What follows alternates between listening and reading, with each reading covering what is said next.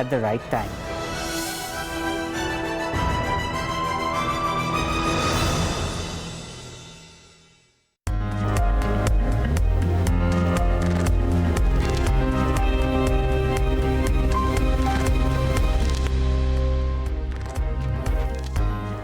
Good morning. You're watching All You Need to Know on Bloomberg Quint Live, India's first digital live streaming business news service. I am Agam Akil.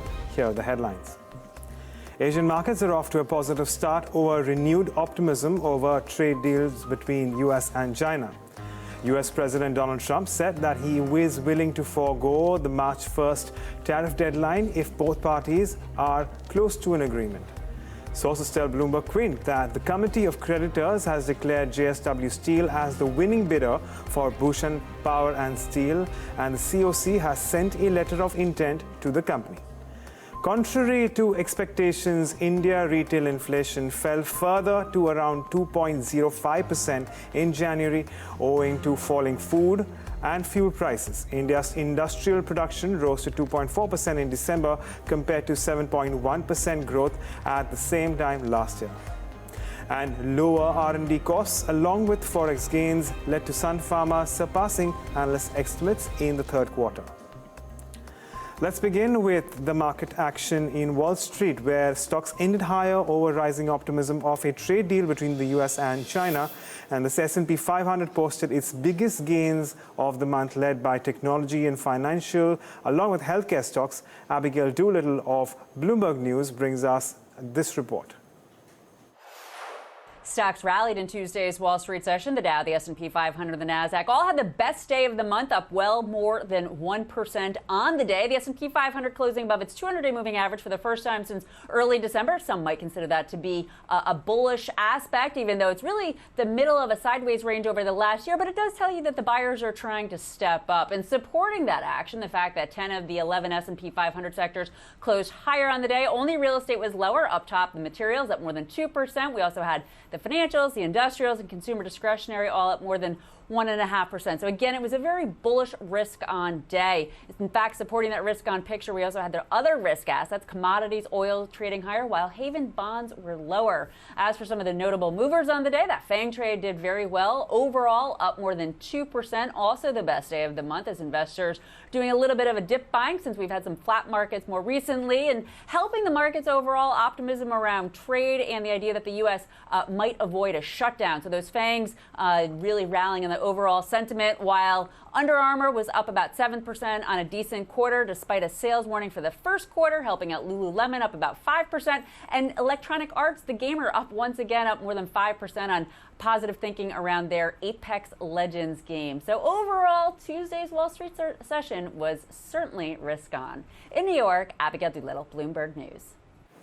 And what sort of influence has it had on Asian markets? We have Rosalind Chin of Bloomberg News joining us live from the Hong Kong studio. Rosalind, good morning. Good morning. Well, we are seeing Asian stocks here following Wall Street higher. The MSCI Asia Pacific Index right now trading up by about 0.5%. And of course, these themes that we've been seeing through 2019 are starting to make little signs of progress. So we are seeing, for example, Trump indicating flexibility on that March 1st tariff deadline as he seeks a real deal. So some movement there on those trade tensions which have so been concerning to investors. We've also seen dovishness indications from central banks around the world. The latest being the RBNZ, which has held on to its record low 1.75 cash rate. But it has indicated that the next move could be up or down, therefore indicating that policy could get a little bit looser. However, it did acknowledge that it's going to hang on to its rate hike forecast, but it did push that to early 2021. We saw the Kiwi dollar did spike there against the US dollar because some perceive that the RBNZ wasn't dovish enough. What we see right now is it's at 68 cents to the New Zealand dollar. And we also, of course, have some movement on the shutdown with a potential for a deal to avoid that US government shutdown. So all these little movements here of positivity seeping through into US markets and, of course, then into Asian markets as well. So let's take a look at Japan right now. The Nikkei is up by 1.3%. The Topix up by just under 0.9% right now, mostly weighed up by exporters, of course, that trade news helping there. And we've also got Hong Kong and China, which have just come online in the last few minutes. Hang Seng Index trading up by 0.2%. Shanghai Composite and the CSI 300 also trading higher at this point in the day. Back to you. Thanks for that, Rosalind. But staying with the US, President Donald Trump said that he is open to extending the March 1 deadline on Chinese tariffs if the two sides are near agreement. Remember, a US delegation led by Treasury Secretary Steven Mnuchin is in Beijing for talks with the Chinese Vice President. Tom McKenzie of Bloomberg News sent us this report from Beijing. More positive tone from President Trump himself. As you say, Steven Mnuchin and Robert Lighthizer are in Beijing, ready and preparing for those talks with China's Vice Premier Liu He. It's interesting that Trump talked about the potential of extending this deadline because from the Chinese perspective, ever since this meeting at the G20 between the two presidents, China has made a big effort at trying to downplay this 90-day deadline. In fact, there was an op-ed running around some of the state media outlets just in the last few days suggesting and maligning the Western media's obsession with this 90-day deadline and suggesting that maybe it could be pushed back to March, April, or even further back. Listen, the Chinese priorities are, of course, to remove or have removed the tariffs that are already imposed on Chinese goods, and then the threat of additional tariffs, they, of course, want to get that nixed. But I think if you talk to China analysts and China watchers, seasoned China watchers, they would caution against any expectation of major changes as a result of this deal to China's economy, structural changes. There's simply no sign of that from China's leaders. And of course, you have to bear in mind modern Chinese history as well and the way that that threads into the thinking of the Chinese Communist Party. Tom, the most likely concessions from China at this point, we've talked about the idea of the low-hanging fruit already being picked. The deeper structural issues are going to take a bit longer, right? What kind of expectation do we have as to what a potential, satisfactory deal for both sides could look like? Yeah, Heidi, I think you're right. I think we can put aside the question of buying more soybeans and LNG from the US. That's not that consequential at this stage, at least when it comes to the bigger issues. I think in areas where China could move the needle are around market access. So you've already seen, of course, some sectors here and moves to open up some of the sectors around autos and the financial sector. China might point to the fact that Tesla, for example, is the first foreign automaker to have a wholly owned manufacturing plant being built outside of Shanghai. They could dangle that as a carrot. So you could see further moves to open up additional sectors and markets here in China, reduce the caps, reduce the need for JVs, because that's in line with the direction of travel for China anyway. You've had some moves from the Chinese as well to bulk up their intellectual property regime and some discussion about maybe some cosmetic changes around the Made in China 2025 industrial policy. But I think really it is market access that we should be looking for. One of India's largest foreign institutional investors, Aberdeen, finds substantial value in emerging markets. Speaking to Bloomberg Television, Aberdeen's head of Asia Pacific, Hugh Young, said that he is comfortable putting fresh money into India as the valuations are now reasonable post the correction. Listen into a slice of that conversation. We've been looking at a weakening global economy, irrespective of trade war. Of course, trade war and the threats of trade war don't help that at all. It just makes corporates defer decisions, sit on the fence, waiting for things to play out. We've seen the rise of populism around the world, which is, of course, leading to greater protectionism. Again, more threats to global trade, again, which affects the growth of the global economy. So I think there are plenty of concerns. Of course, there's still grounds to be optimistic as well. I mean, it's not all negative, and to an extent, markets have started reflecting that. Our worry last year was that markets were shrugging off these concerns. It then hit markets quite badly towards the end of the year, and now they've stabilised. I guess that's the way markets operate. Bouts of enthusiasm followed by sort of distress and then a recovery of confidence. And we're seeing confidence recover slightly, but will that be dented with some of the full-year earnings? Quite possibly. And more importantly will be to see how companies start talking about this year as a whole and the outlook for this year. But our best guess is that it will be a slightly dampened outlook for this year. Hugh, I mean, the weakness in the US dollar, a dovish Fed, a resolution in a trade war, they're basically the parameters that many people have said would be setting up for a revival in emerging markets, right? I want to throw up this chart looking at volatility, because at the very least, after what has been a torrid few years for EMs, we're looking at volatility across emerging markets actually at the lowest versus developed markets since 2013. So, is this going to be the year where we see a resurgence in EMs? If so, what's your top picks, and does a sustained strength in the US dollar throw a spanner in all that?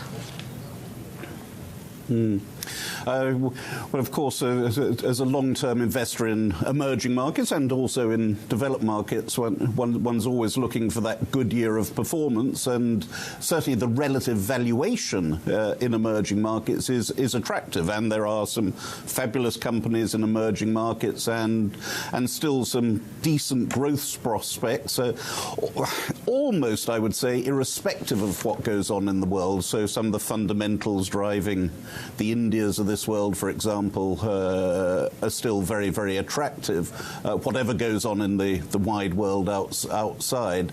So yes, I would say optimistic about emerging markets, but as we all know, in any given year, they're very prey to the fear and greed. So if people start worrying about markets, they pull money out of emerging markets. Again, it's almost irrespective of the long-term prospects of those markets, which of course for investors like us gives us great opportunities. We're very comfortable investing in areas where people are deserting, again providing the fundamentals remain good, and the relative valuations, as I mentioned earlier, of emerging markets are at a deep discount to many of the developed markets. What about the Indian markets, Hugh? Because geographically, China obviously takes the top portion, and then the second largest geographic holding is really Indian markets. Do you expect that gap to close in terms of opportunities arising? India has been a major exposure for us for probably around 20 years. So we've been overweight India for that length of time. We're still overweight India. One of the issues with the Indian market has been not so much one of quality, it's been more one of valuation. So it's been an expensive market for quite a time. Again, for us, the pullback that we've seen, quite sharp pullback in the Indian market and in the Indian currency, has given us confidence to add here and there, whereas previously we've been taking money out of India. Let's talk about the trade setup then for the day, and we're seeing SGX Nifty looking at about 18 to 20 odd point up move at this point in time. So there is some strength coming there. But how is it that our markets panned out yesterday? Well, it was a typical day of trade. While we did see another 0.5% cut in the benchmarks, mixed cues coming in from the broader markets. The banking indices again fell, and we had over 1.5% hit for the Bank Nifty index again. Pardon me, Nifty PSU banking index again. Coming down to the ADRs, there was strength in Dr. Reddy's, Vedanta, Tata Motors, Wipro. In fact, recovery in Dr. Reddy's, and Infosys and ICICI Bank were the two stocks which showed marginal pressure. But when it comes to your foreign institutional flows, 467 odd crores moving out for the second straight day, actually. Outflows coming in from FIs. DI is also selling stock worth around 123 odd crores on a net basis. But coming down to contributors, what we're seeing is, again, HDFC, Infosys, ICICI Bank and HDFC Bank bearing down on the indices, and very little support from Reliance Industries, JSW Steel and NTPC. Let's talk about futures and options then, and very little change in open interest for the Nifty futures. The Bank Nifty futures too have seen not too much traction. So if we can have the Nifty Bank futures, again, decline of around 1%. Moving on to the India volatility index, perhaps, and the other. Okay, so let's talk about the open interest distribution. Well, we do have a lot of OI, increase as far as, to 10,400 is concerned, and 10,400 put on the higher end. It is the 11,000 call. In terms of what we saw yesterday was writing around the 10,900 and the 11,000 calls.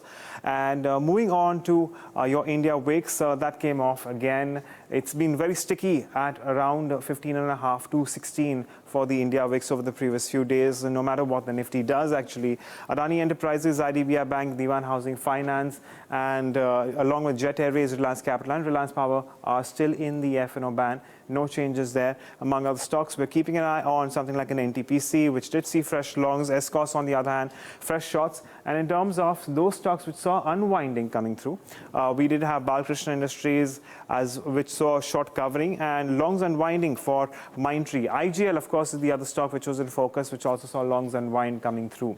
So again, mixed cues, and we're possibly expecting that to continue in today's day of trade. But sources tell Bloomberg Quint that the Committee of Creditors has given the letter of intent for Bhushan Power and Steel to Sajjan Jindal-led JSW Steel. This despite the last-minute proposal by Bhushan Power's erstwhile promoters. Vishwanath Nair brings us the details in this report.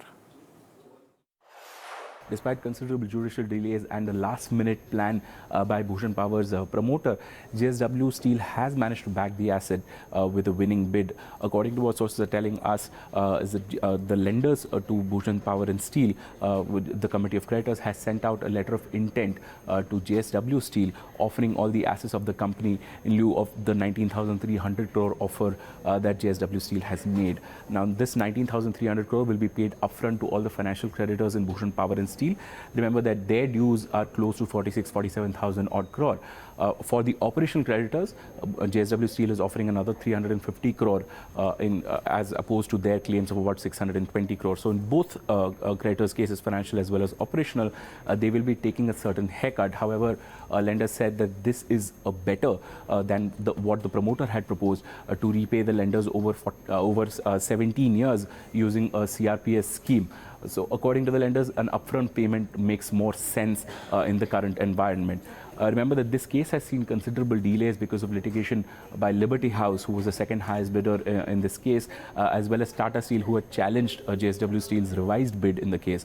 Both these litigations were put to rest by the National Company Law Appellate Tribunal later on in the hearing. As well as the promoter of the company, Sanjay Singhal, had challenged the constitutional validity of the Insolvency and Bankruptcy Court at the Supreme Court. However, the Supreme Court upheld the constitutional validity and said that Sanjay Singhal's challenges were dismissed in the matter. Now, the Committee of Creditors and the resolution professional for Bhushan Power and Steel will be filing the papers with the National Company Law Tribunal for final approvals for this deal. And once that comes through, then the transfer of assets can move on. Well, Coal India reported extremely strong set of numbers for the December quarter ended. It was driven by realization and the cost control measures. Top line growth was pretty much in line, but then the beat came in from the operational front. Numbers in terms of total income, 15% uptick there. EBITDA was up by 55%, and EBITDA adjusted for stripping after stripping activity was almost up by more than 50% growth. Margins have expanded to 27% as compared to 21%, and profitability too was higher at a 50% year-on-year basis. Volume breakup, we did see some downtake coming in on the e-auction volumes, but the FSA volumes pretty much remained strong, 11.5% growth year-on-year basis, and total volumes was earlier already reported by the company. That was a 1.5% growth, or maybe the flattish growth that was reported by the company. Realization, I'd like to highlight FSA realization that came in higher by 12.8%, and e-auction realization that came in higher by as much as 42.5%, clearly driving the beat behind the realization or the operating performance of the company. Total realization was higher by as much as 11% to a number of around 1,500 per ton. In terms of the realizations were higher, FSA realizations were higher despite the kind of inferior product mix and the higher supply. And obviously, as I just mentioned, e-auction realization was the one who actually delivered a beat for Coal India. Okay, if you're looking at Sun Pharma's numbers, optically they look good, but if you take out all the adjustments, they are in line with estimates. Revenue, no doubt, was much higher than what was anticipated. So 16% top line growth that came in. As far as the profit is concerned, it was up almost 286% because of an exceptional last time around. So if you adjust for that, profit is up almost 49% at 1242 crores. EBITDA growth at 48% at 2153, which means an EBITDA margin of close to 28% versus the estimate of 22%. Now, what caused this number? First of all, the tax rate was much lower, 16% versus 69% last time around. Last time around, they had to pay a deferred tax. That is why. So if you normalize it, the tax rate is much lower. Secondly, the forex gain of 300 crores or approximately 300 crores is now is taken above the line, or it was part of the selling expenses. That is why the EBITDA looks much higher this time around. So for that, if you adjust for that forex gain, the EBITDA margin comes down to almost 24%. Now, the other factor is that the R&D costs have been much lower. It's at 6.1% compared to 7.2% last time around. And in the next quarter, given the guidance that they've given, this is expected to come in much higher that time around. Other factors: India growth at 7%, slightly lower than what we were anticipating. US finished dosage overall was up 10%. Taro grew almost 13%. So ex-Taro, the numbers are not that impressive for the US markets. Growth mainly came in from the emerging market and rest of the world market. The commentary was also rather muted for Sun Pharma. Well, we have fag end of results seasons. Clearly, a lot of numbers coming in. Indian hotels, I'm going to be addressing next. Bunch of few numbers. Indian hotels first. Good set of numbers reported by the company. A 20% jump on the operational front. A bottom line performance. 50% jump out there, driven by the exceptional gains, and also significant improvement coming in terms of the international subsidiaries. Pickup in pricing growth was also observed by the company. We're looking at Bata India. That's another number that we're tracking. Cost control measures have clearly driven a beat coming in on the operational performance of the company. Revenue too was aided by the festive sales and campaigns, and Q3 saw an expansion of 50 new red concept stores. Apart from that, we're looking at Jain irrigation systems. Well, fairly decent number of coming for the company. Top line, a 9% growth out there. EBITDA performance 12%, and net profitability of the company jumped up by more than 20%. JK Paper, too, good set of numbers reported by the company. We saw a top line growth of 10%. Net profitability too was in line of the growth seen of the top line performance. EBITDA, a strong operational performance coming in there, 21% growth. Good set of numbers, extremely good set of numbers coming in from IOL Chemicals and Pharma. Revenue, we saw an uptake of more than 82%. Net profitability jumped by more than 9 folds, back on account of the operational performance, which jumped as much as four times for this company. Well, in two company news that we have, Alembic Pharma, where the company has received an ANDA approval from US FDA for fenofibrate tablets. These are the tablets which are used in the treatment for cardiovascular disease. And also we're looking at Lumax Auto Technology, which has started commercial production in Maharashtra unit to supply auto parts to Bajaj Auto. So clearly one more counter that we'll need to keep an eye out in today's trade. What we're seeing is fundamentally the Indian economy is in a great place. We are seeing consistent kind of 7 percentage points plus of GDP growth. If you look at the Indian ad spend, we are number 10 in terms of total ADEX from a global perspective. But we are number 3 when it comes to like contribution towards the growth in ADEX like year on year. And we are number 1 in terms of growth. So in that sense, the trajectory is like headed in the right direction. We have seen long-term secular trends in terms of about 13% year on year on the average. We are forecasting this year to be about 14%. And that's a healthy 1 percentage point growth. What will be the drivers this year? I agree this year we have political, ad spends going up considerably. Where do you peg it? And is that the reason? Do we also see a change in ad rates this year across mediums, or any particular medium which will see an increase in ad rates, especially during, the run-up to the elections? So first of all, let's talk about some of the fundamental, underlying factors that are impacting. And the main one is going to be, continued increase in the ability of like consumers to spend and purchase. So purchasing power is going to be a secular trend that we see will continue. We are expecting to see the impact of government policies, of global oil prices in terms of, in terms of like keeping prices low. Specifically by media, we are seeing strong growths to continue on digital. of 30% odd. We are expecting television to continue with its strong growth rate of about 15%. And we expect print to see about a 2 percentage point plus of growth. In fact, India is the only large market which sees growth across all media. To top up on top of that, we've got the World Cup and we have elections this year. So it should be a very fascinating and a very exciting year from an advertising perspective. Okay. But don't you expect, how World Cup will actually shape up in terms of ad spends for, because TV is expected to see a higher revenue growth rate in that case. So how much more will TV actually benefit? Do we see a change in terms of, ad rates going up? And what is the change? Double digits, single digits? What's it looking like? We're actually seeing growth on the back of the World Cup for both television and for digital. And from the elections, it'll impact digital and print. So, yeah, it's going to be great. Okay. And, can you tell us what are the growth rates that you're seeing for digital? I agree it's seeing a very high double-digit growth rate. Do we expect this momentum to continue even going ahead? Because it's been growing at a fast rate for quite some time now.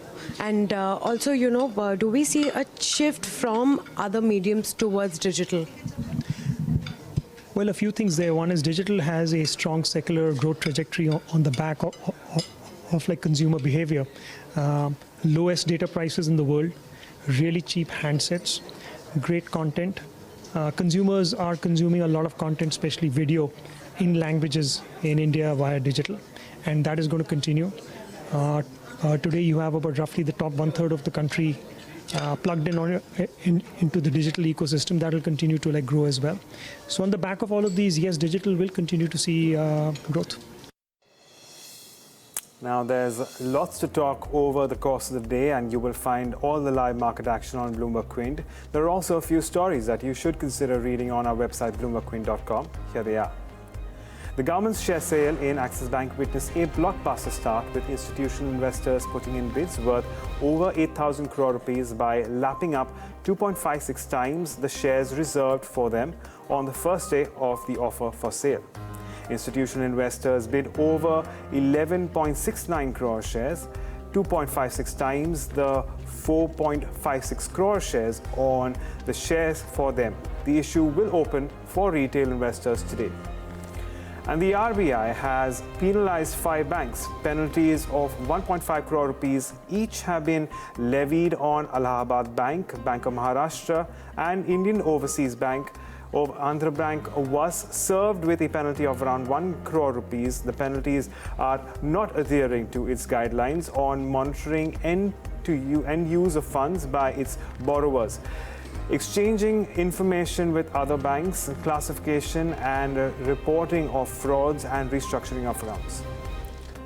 And on that note, it's a wrap on this edition of All You Need to Know. Stay tuned to Bloomberg Quint for more news and updates.